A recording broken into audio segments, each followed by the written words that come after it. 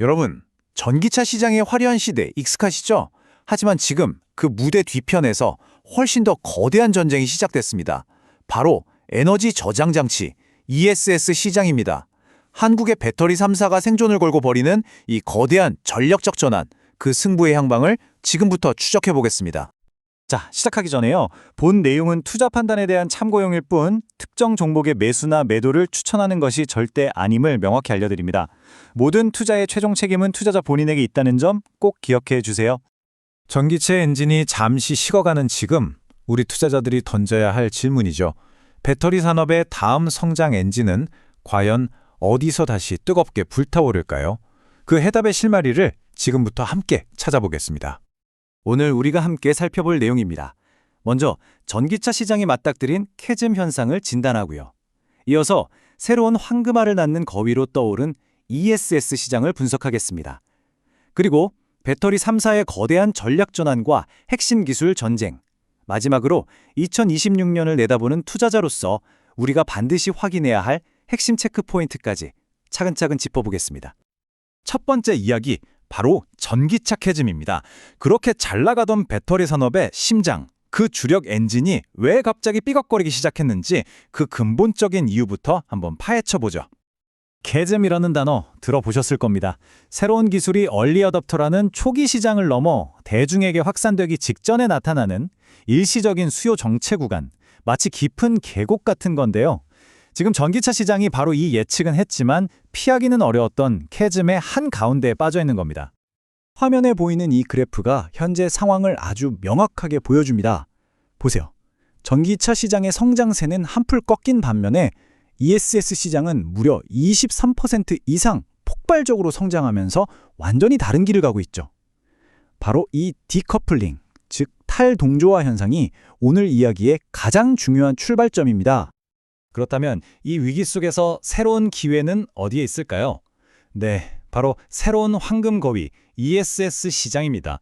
지금 모두가 이 거대한 신대륙을 향해 달려들고 있는데요. 함께 탐험해 보시죠. 106기가와트시, 2025년 단 한 해에만 새로 설치될 것으로 예상되는 ESS의 규모입니다. 정말 상상하기 힘든 숫자죠.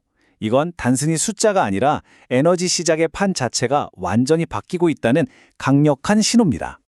이 폭발적인 성장의 배경에는 두 개의 거대한 엔진이 있습니다. 첫째는 미국의 인플레이션 감축법 IRA입니다.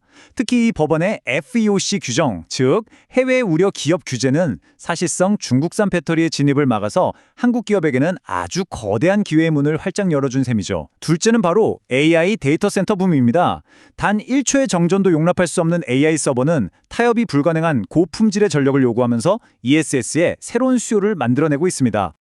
국내 시장도 그야말로 대변역을 맞았습니다. 과거처럼 정부 보조금에 의존하던 온실 속 화초 같던 시장은 이제 끝났습니다.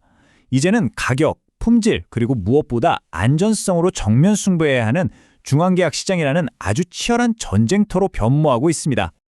자, 이제 이번 분석의 하이라이트입니다. 이 거대한 변화의 파도 위에서 한국의 배터리 3사는 생존과 지배를 위해 과연 어떤 전략적 선택을 하고 있는지 한 회사씩 아주 깊이 파고들어 보겠습니다. 첫 번째 주자, LG 에너지 솔루션입니다. 이들은 ESS를 더 이상 단순한 부업이 아니라 핵심 수익원으로 격상시켰습니다. 세 회사 중에서 가장 빠르고 가장 공격적으로 사실상 올인에 가까운 승부수를 던지고 있다고 볼 수 있습니다. LG 에너지 솔루션의 전략은 아주 명확합니다. 미국 미시간의 기존 전기차 라인을 ESS용으로 전환해서 IRA 혜택을 극대화하고 폴란드에서는 유럽 시장을 겨냥한 LFP 배터리를 생산하고요. 그리고 아예 애리조나에는 거대한 ESS 전용 공장을 새로 짓고 있습니다.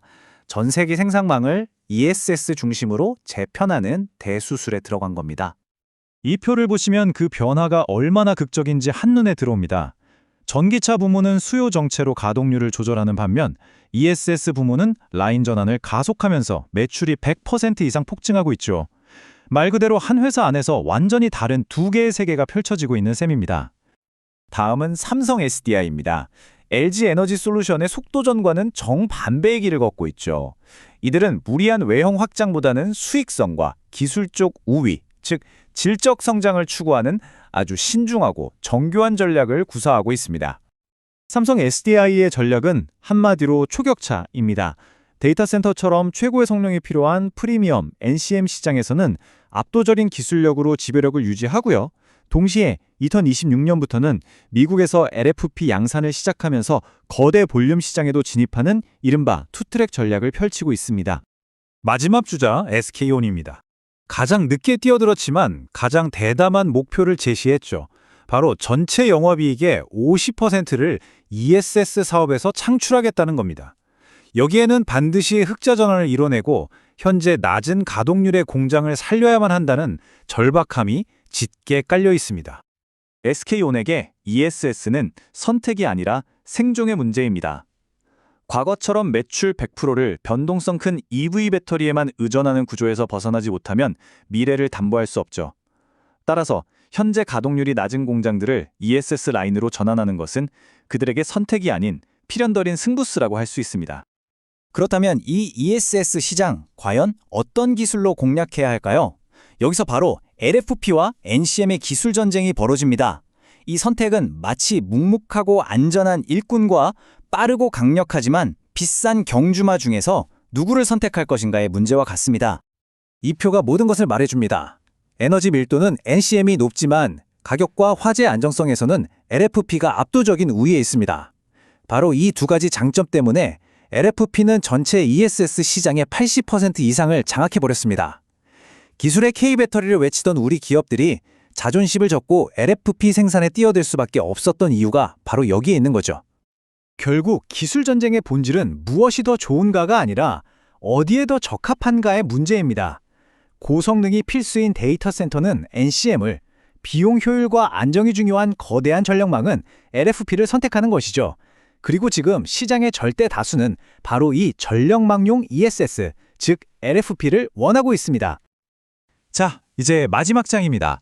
이렇게 복잡하고 거대한 시장의 변화, 우리 투자자들은 어떻게 바라봐야 할까요? 2026년까지 이 기업들의 성패를 가늠해 볼 수 있는 명확한 투자 체크포인트를 정리해 드리겠습니다. 2026년의 승자와 패자는 바로 이 네 가지 지표에서 갈릴 겁니다. 첫째, 얼마나 빨리 EV 라인을 ESS로 전환하는가, 전환 속도.